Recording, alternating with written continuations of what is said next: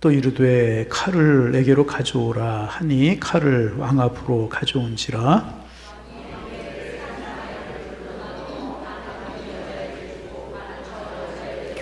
그 산 아들의 어머니 되는 여자가 그 아들을 위하여 마음이 불붙는 것 같아서 왕께 아뢰어 청하건대 내 주여 산 아이를 그에게 주시고 아무쪼록 죽이지 마옵소서 하되, 다른 여자는 말하기를 내 것도 되게 말고 내 것도 되게 말고 나누게 하라 하는지라.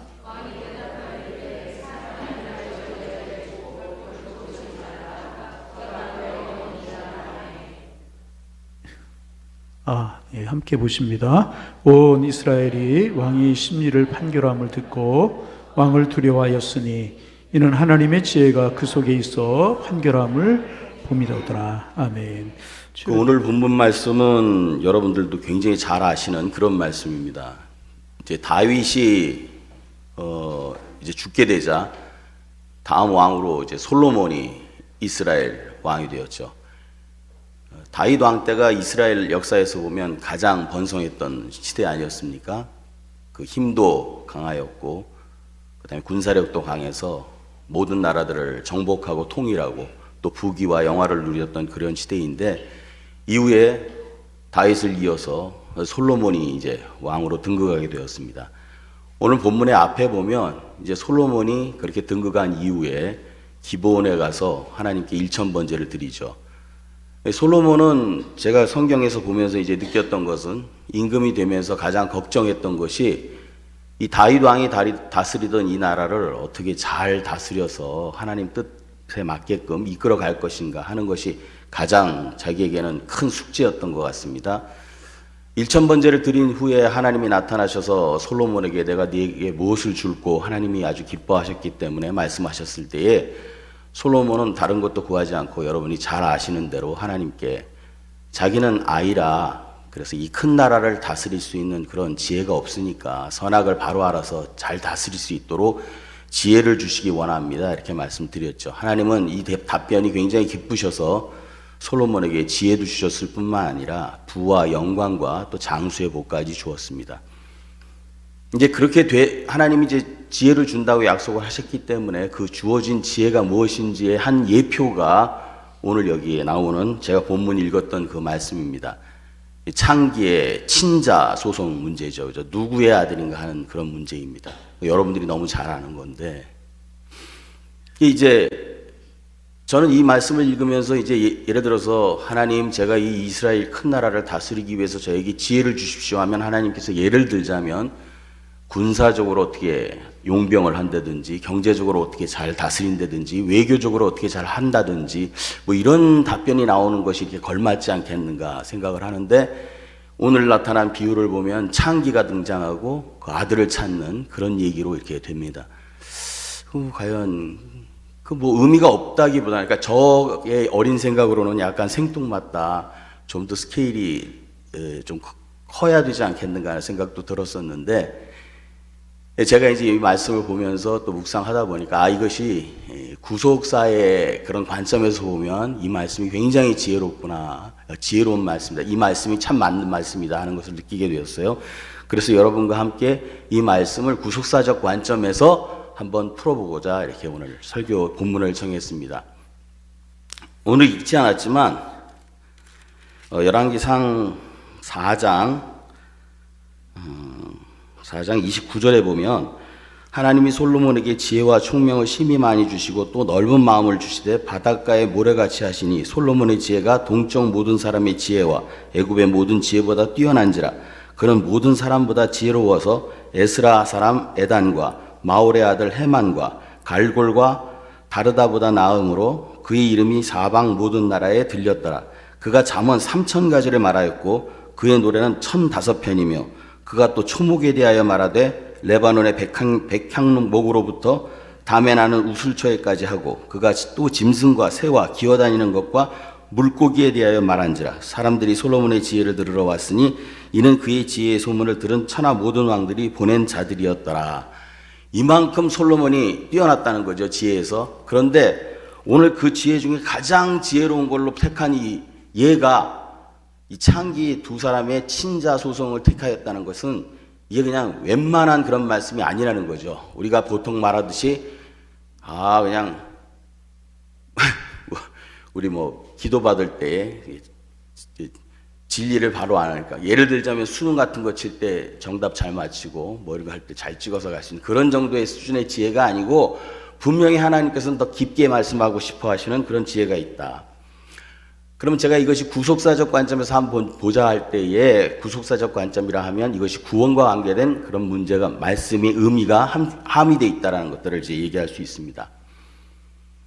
이 나라 그러면 말이죠, 우리가 이게 오늘은 이스라엘 나라에 대해서 솔로몬이 잘 다스릴 수 있는 그런 지혜를 얘기했지만, 나라 하면 여러분 참 익숙하죠. 왜냐하면 성경에 보면 우리는 하나님의 나라, 계속 천국에 대해서 공부해 왔지 않습니까? 그렇기 때문에 굉장히 익숙한 말씀입니다. 구약과 신약을 보면, 구약은 이제 이루어질, 그러니까 그렇죠, 앞으로 이루어질 것에 대한 기대의 말씀이고, 신약은 이루어진 말씀이고, 구약은 그림자이고 신약은 실체이며, 모형과 실체이고 그림자이고 진짜 이런 식으로 우리가 비교를 하지 않습니까?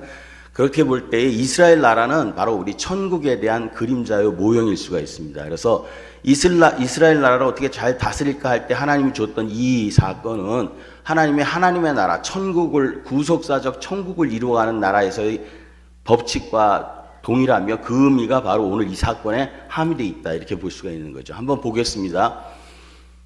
하나님의 나라에 대해서 볼 때, 하나님은 이제 처음에 천지를 창조하시고 에덴에 아담을 두셨죠. 그곳에서 하나님은 분명히 창조 주셨고, 아담은 피조물이었습니다. 관계가 아주 분명했습니다. 그런데 아담이 하나님이 금지하신 선악과 열매를 따먹음으로 말미암아 범죄하게 됐고 죽게 되었죠. 네가 먹는 날에는 정령 죽으리라. 그래서 이제 아담이 이 범죄를 저지르자마자 하나님께서는 이제 원래대로 한다면 아담을 죽여야 했는데, 하나님께서는 아담을 죽이지 않고 3장 15절에, 창세기 3장 15절에 다음과 같은 약속을 하죠. 여자의 후손과 뱀의 후손이 원수가 되게 할 것이고 너의 후손이 뱀의 머리를 상하게 할 것이다, 이런 말씀을 주시고요. 또 가죽옷을 지어 입히셨어요. 그리고 당장 죽이시지 아니하시고 에덴 동산 밖으로 내쫓아 버리시고 에덴 동산을 두루 도는 화영검으로 이제 막으셨습니다. 근데 원래 이렇게 하나님께서는 이제 처음에 창조하시고 하나님의 나라가 뭡니까? 하나님의 임금이 되시고 하나님을 따르고 믿고 그렇게 사는 백성들이, 이제 백성들로 구성된 것이 하나님 나라잖아요. 그런데 이제 이 아담이 범죄함으로 말미암아 하나님의 나라가 이상하게 됐어요. 하나님은 계신데 사람들은 범죄함으로 말미암아 다 죽게 된 거죠. 그 나라 백성들이 다 죽은 사람이 되는 거예요, 이제. 그렇다면 하나님의 나라가 이제 성립될 수 없지 않습니까? 그런데 하나님께서는 이 나라를 계속 끌고 나간단 말이에요. 어떻게 그럴 수 있을까? 사람들은 죄 때문에 다 죽을 수밖에 없는데 어떻게 하나님의 나라가 이루어질 수 있을까? 이것을 베드로전서에 보면 천사들도 살펴보기를 원한다 그랬어요. 야, 이게 궁금하다. 어떻게 이게 하나님의 나라가 이루어질 수 있을까?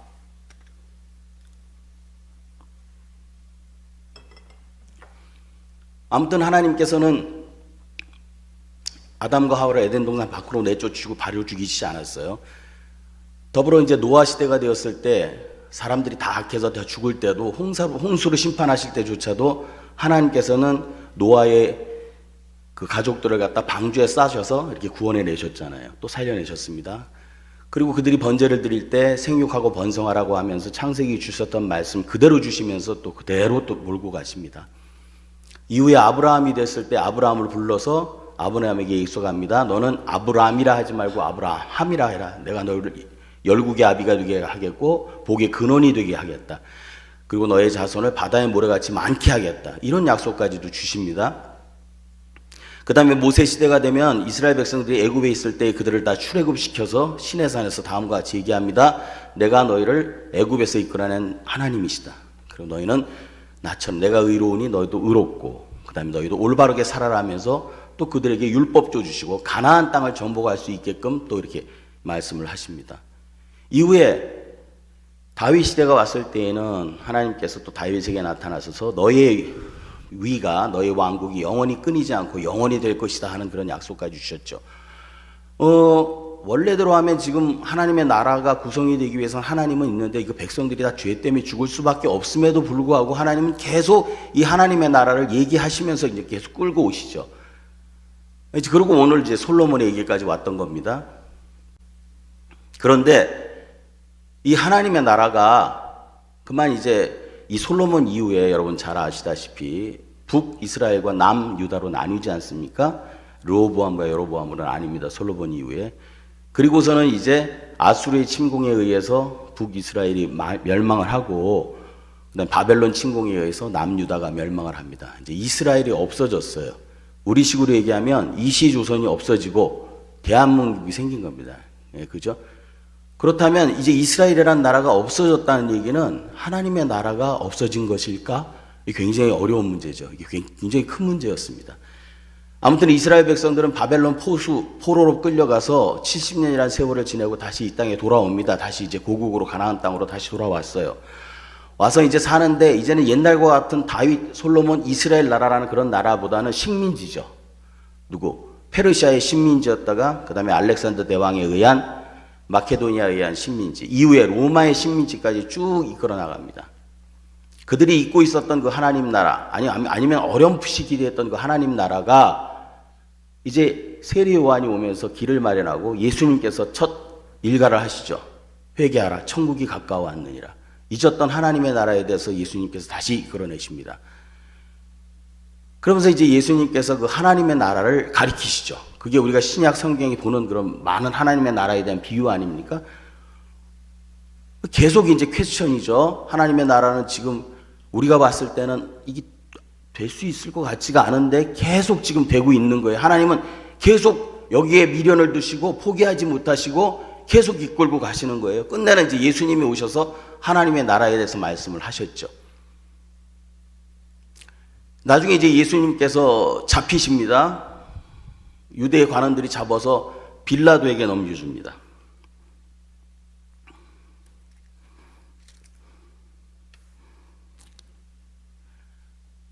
제가 그 빌라도에게 넘겨준 요한복음 18장 33절부터 축자 시작되는 얘기를 말씀드리겠습니다. 빌라도가 다시 관정에 들어가 예수를 불러 이르되 내가 유대인의 왕이냐?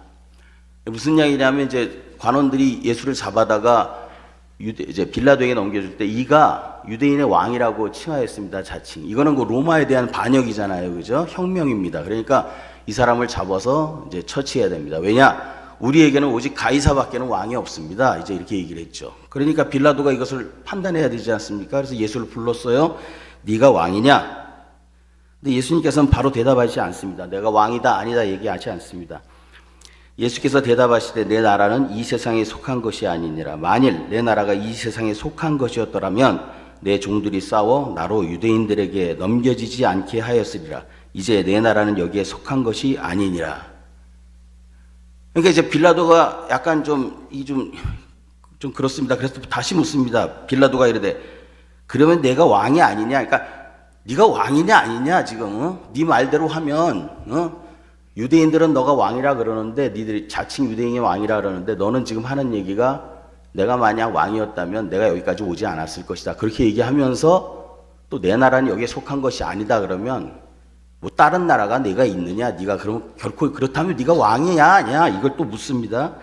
그때 예수께서 대답하시되 네 말과 같이 내가 왕이다. 예수께서 말씀하십니다. 내가 왕이다. 내가 이를 위하여 태어났으며 이를 위하여 세상에 왔나니 곧 진리에 대하여 증언하려 함이로라. 무릇 진리에 속한 자는 내 음성을 듣느니라 하시는데 이 말씀은 내가 진리에 대해서 증언하러 이 땅에 왔고 진리에 속한 사람들의 왕이다. 내 나라는 이 세상에 속한 것이 아니고 나는 왕이지만 나는 이 세상의 왕은 아니고 누구의 왕이냐면 나의 진리를 듣고 내게 속한 사람들에게서의 왕이다. 이 얘기를 말씀하셨죠. 빌라도가 이릅니다. 진리가 무엇이냐? 빌라도가 비꼬듯이 얘기합니다. 네가 진리를 아느냐? 갈릴리 촌부가 진리를 아냐고. 그리스의 수많은 철학자들과 로마의 많은 철학자들, 이런 철학자들도 진리가 무엇인지 몰라서 지금 진리가 무엇인가 이렇게 찾고 있는데 네같이 배우지도 못한 놈이 진리가 뭔지 알아? 이런 식으로 비꼬듯이 얘기합니다. 이 말을 하고 다시 유대인들에게 나가서 이르되 나는 그에게서 아무 죄도 찾지 못하였노라. 유월절이면 내가 너희에게 한 사람을 놓아주는 전례가 있으니 그러면 너희는 내가 유대인의 왕을 너희에게 놓아주기를 원하느냐 하니 사람들이 또 소리질러 이르되 이 사람이 아니라 바라바라 하니 바라바는 강도였더라.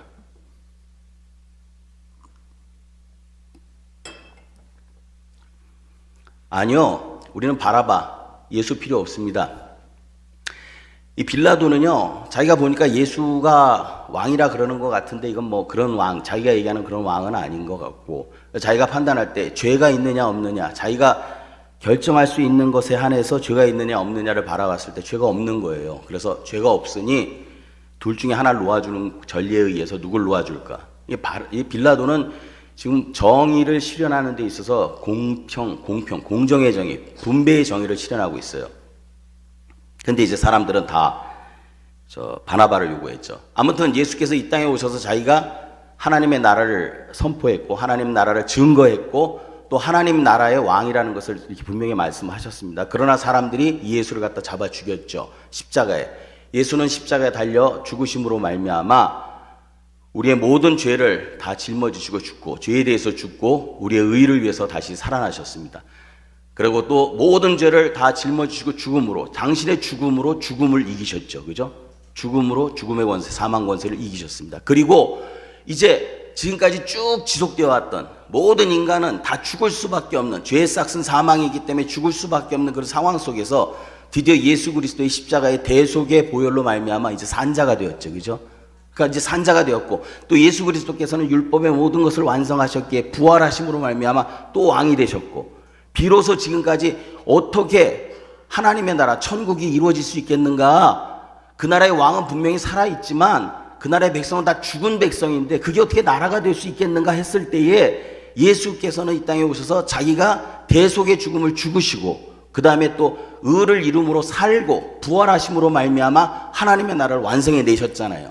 이것이 천사들이 야 이게 어떻게 될까 가능한 걸까 하고 살펴보기를 원했던 건데 그게 아주 완벽하게 퍼펙트하게 이루어져 버렸어요. 그죠?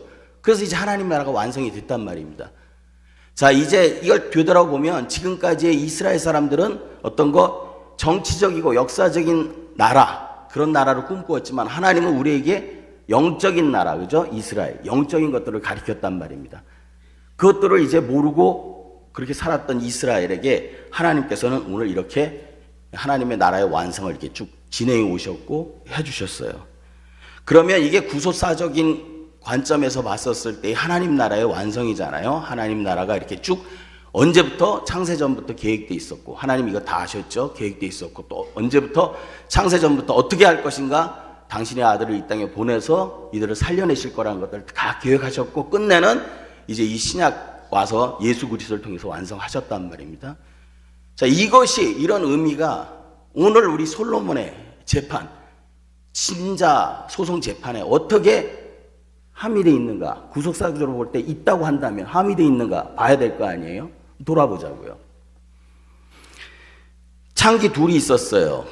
그리고 창기 둘이 다 애를 낳습니다. 아들을 하나씩. 창기 둘이 있고 아들 둘도 있어요. 명확했어요. 그죠? 이는 내 아들이고 쟤는 너 아들이고. 맞죠? 명확했습니다. 마치 에덴 동산에서 하나님이 창조주 되시고 우리가 아담이 피조물, 그러니까 아담이 자기가 하나님의 창조물인 것이 분명했던 것처럼 그렇게 창기 둘이 아들을 하나씩 낳았을 때 모든 것이 분명했어요. 그런데 어떻게 됩니까? 그 중에 하나가 죽었어요. 죽게 되자 이제 소송의 발생이 있죠. 아무도 없을 때 밤중에 하나가 죽은 거예요. 증인이 없어요. 그러면서 이제 서로 우깁니다. 얘가 내 아이들이다. 서로 우기잖아요. 에덴 동산에서 어땠습니까? 하나님의 말씀을 어기고 죄를 범죄하고 죽음이 들어왔고 하나님으로부터 에덴 동산에서 쫓겨나자 진리로부터 멀어진 거죠. 우리는 이제 진리를 몰라요. 지금 세상에 살면서 우리가 진리, 요즘 마이클 샌델이 유명했던 정의란 무엇인가 이 책을 보면 아니요, 그 책을 넘어서서 모든 책을 봐도 진리가 무엇입니까? 진리는 지금 세상의 진리가 이것이 진리다 얘기하는 사람, 우리 예수님 말고는 진리를 얘기하는 사람이 없어요. 다 상대적인 거 아닙니까? 그래서 지금 세상의 정의는 원래 정의라는 것은 진리를 알고 그 진리대로 올바로 행하는 게 정의잖아요. 근데 지금의 정의는 어떻습니까? 진리가 없어요, 세상의 정의는. 그래서 오로지 추구하는 게 뭡니까? 분배의 정의예요. 한 것만큼 가져가는 거예요. 많이 일한 사람에게 많이 주고 적게 일한 사람에게 적게 줄 뿐이에요. 그런데 이 정의만 살아있을 뿐이거든요. 그 진리가 이제 내쫓겼어요. 그것처럼 이제 오류무중이 된 거예요. 우리가 에덴 동산에서 인간이 쫓겨나자 우린 진리에 대해서 이제 멀어졌잖아요. 똑같이 이제 애가 하나 죽고 이런 사건이 발생하자 누구의 애인가, 진짜 진리가 무엇인가에 대해서 우리는 오리무중이 된 거예요. 자, 그럴 때 솔로몬이 이걸 갖고 어떻게 합니까? 칼을 가져오라. 어떻게? 그 산자를 반으로 쪼개라. 그래갖고 반은 이자에게 주라 얘기하지 않습니까? 이게 뭐죠? 이게 공이에요, 공이. 율법인 거예요, 율법. 하나님 율법 주셨잖아요, 그죠? 율법은 뭡니까? 공이잖아요. 그대로 행한 것만큼 받는 거잖아요, 그죠? 잘못 행하면 벌 받고 잘 행하면 의잖아요. 그러나 율법의 마지막은 뭐죠? 마침은 죽음이에요. 율법이 10개가 있다 그랬을 때 9개를 다 지켜도 하나를 지키지 못하면 그 율법을 다 지키지 못한 거잖아요, 그죠? 그래서 원래 율법을 우리에게 주신 것은 우리로 하여금 그 율법을 잘 지켜서 의를 이루어서 천국에 가라, 의롭게 돼서 천국에 가라 하기 위해서 하나님 율법을 주신 것이 아니고, 내가 열심히 지키려고 했는데 지켜봤더니 된다 안 된다? 안 된다. 그러니 내게 나의 구속주가 필요하다, 나를 살려줄 사람이 필요하다, 구세주가 필요하다. 그래서 예수 앞으로 나오게끔 하는 그런 역할을 하는 게 바로 율법 아닙니까? 그 율법을 바울은 뭐라 그럽니까? 몽학선생이라고 얘기하죠. 그죠?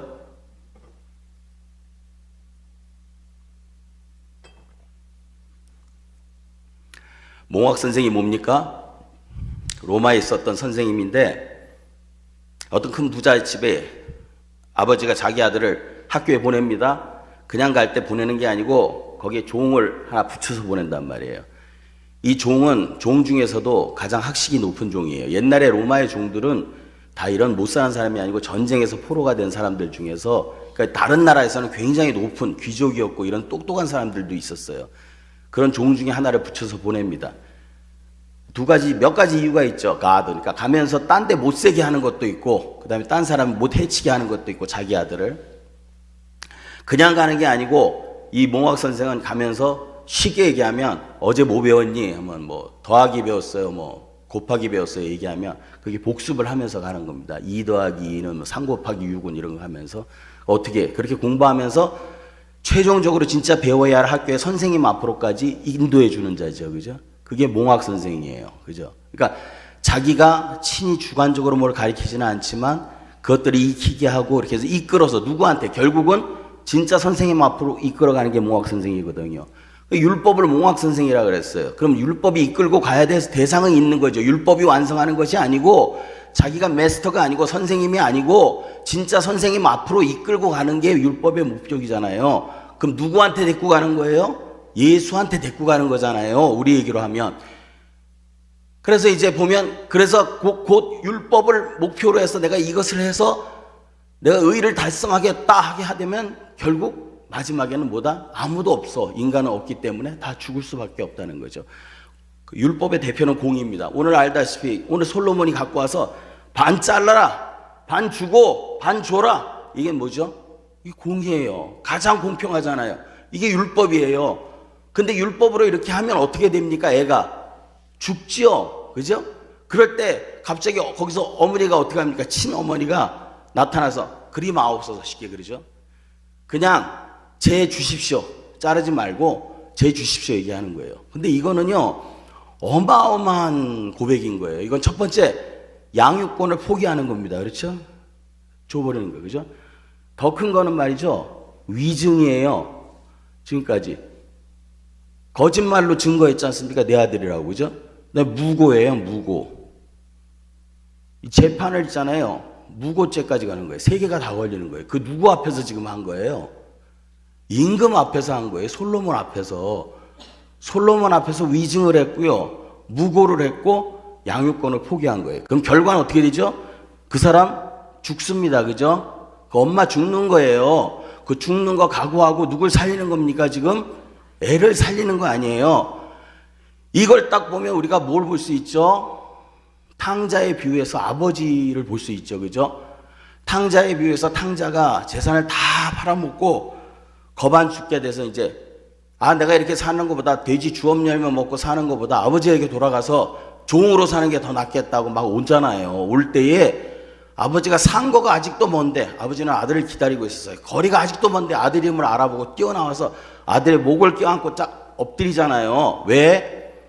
사랑의 표현일 수도 있지만 당시에 그렇게 아버지가 살아계신데 재산을 논아달라 그래갖고 가는 사람은요, 아버지 죽으란 얘기예요.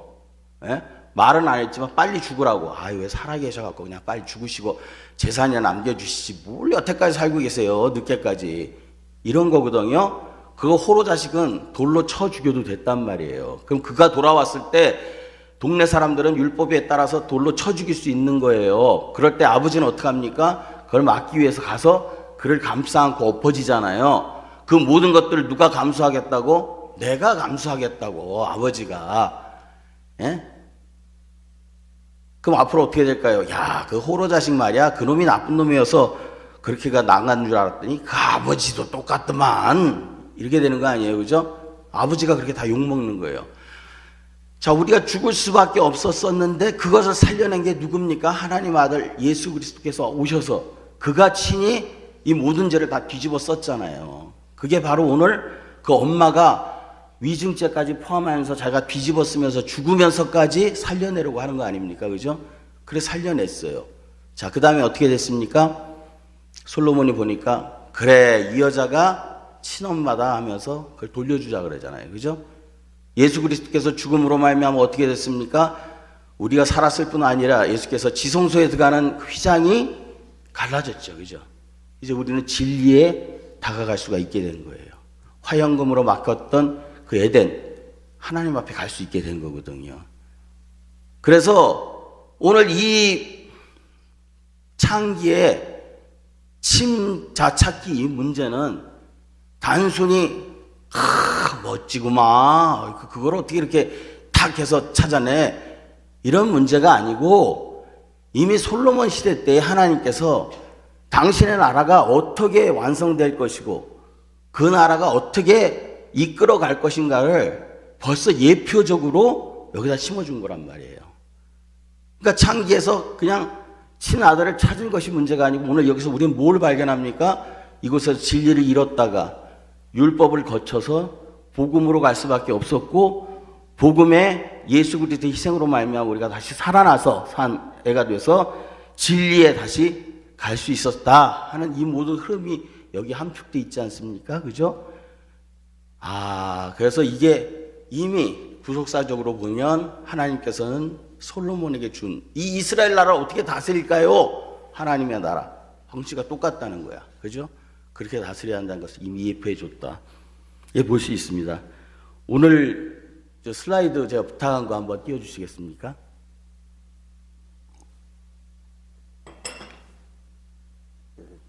밑에가 끊기는데 잘 보이십니까? 잘 안 보이십니까? 보이시죠? 보이신다 그러세요, 그냥. 저와 함께 맨 위에 있는 것부터 한번 쭉 읽어보도록 하겠습니다. 고린도전서 1장 18절 시작. 십자가의 도가 멸망하는 자들에게는 미련한 것이요 구원을 얻는 우리에게는 하나님의 능력이라. 예, 고린도전서 2장 6절로부터 8절입니다. 그러나 우리가 온전한 자들 중에서 지혜를 만하노니 이는 이 세상의 지혜가 아니요 또 이 세상에 없어질 관원의 지혜도 아니요 오직 비밀한 가운데 있는 하나님의 지혜를 말하는 것이니 곧 감추었던 것인데 하나님이 우리의 영광을 위하사 만세전에 미리 정하신 것이라. 이 지혜는 이 세대의 관원이 하나도 알지 못하였으니 만일 알았더라면 영광의 주를 십자가에 못 박지 아니하였으리라. 예, 아멘. 결국 솔로몬에게 주었던 지혜는 하나님의 지혜였고 그 지혜는 언제 만세전부터 계획돼서 쭉 이끌어왔다는 거죠. 그죠? 그렇다면 이제 12월입니다. 우리가 한 해를 돌아보면 하나님 말씀대로 제대로 산 것도 있고 못 산 것도 있지만 저 같은 경우에는 더 못 산 게 더 많죠. 근데 우리가 또 이 한 해를 보면서 우리 소망을 가져야 될 것은 우리가 우리 된 것, 그 다음에 하나님의 나라 백성으로서 완성돼 가는 것은 우리의 능력에 있는 것이 아니고 하나님이 우리를 이끌어서 완성시켜 간다는 것을 항상 기억해야 되겠죠. 그죠? 그래서 항상 소망을 가지시고 올 한 해도 잘 마무리하시고 내년도 또한 소망을 가지고 기대하시는 우리 성도 여러분들이 됐으면 좋겠습니다. 기도하겠습니다. 사랑의 하나님 감사합니다. 오늘 또 이렇게 솔로몬에게 주신 하나님의 지혜, 그 다음에 또 이렇게 모든 그 창기의 친아들을 찾는 그런 사건을 통해서 하나님이 창세전에 미리 준비하신 하나님의 구속의 계획에 대해서 우리가 개략적으로 살펴봤습니다. 하나님의 은혜가 아니면 우리가 살 수가 없었었는데 하나님이 이 모든 은혜로 말미암아 저희들을 살려주시고 하나님의 자녀 삼아 주셨사오니 항상 감사하는 자 되게 하시고 항상 소망을 품고 살아가는 저희들 되게 하시고 인도하여 주실 줄 믿고 예수님 이름으로 하나님 아버지께 감사기도 드리옵나이다. 아멘.